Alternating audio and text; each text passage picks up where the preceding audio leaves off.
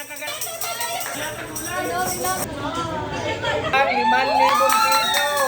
So yung mga kasakol, doon sa nagdaang episode 2 at saka 3, nabigo na patayuin si Sir Renz doon. So ngayon kaya yung ating contestant number 4 o yung ating challenger number 4, kaya-kayang patayuin si Sir Renz. Abangan ninyo. At ang ating challenger ngayon ay si Sir DJP. Sir, taga saan? Dito lang. San Pascual. Home court pala to, home court. Kaya sir, dapat galingan mo. Okay sir. So, sir, ang challenge ngayon ay hindi na 5 minuto. Kailangan ay maubos mo ito sa looban ng 3 minuto at 9 na segundo. Dahil yun sir ang record niya. Para magkaroon ka ng tsansa na mag-uwi ng corona at saka ng 5,000 piso. So sir, tingin mo kaya mo siyang patayuin doon sa kanyang kinauupuan ngayon? Kaya. Kaya. Oh, yan ang fighting spirit. So at ang challenge ito hatid sa atin ng RP Burger, ang number 1 burger dito sa Batangas. Kaya sa mga mahilig mag-burger dyan at gustong tikman ang burger na to, ayan, punta lang kayo dito sa RP. Located sila sa Bayanan, San Pascual, Batangas. So, Sir DJP, ready na?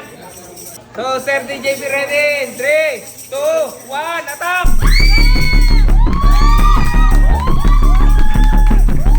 Ang laki ng kagat doon. Kinakabahan si Red. Kinakabahan si Red. Kasi yung mga kasama.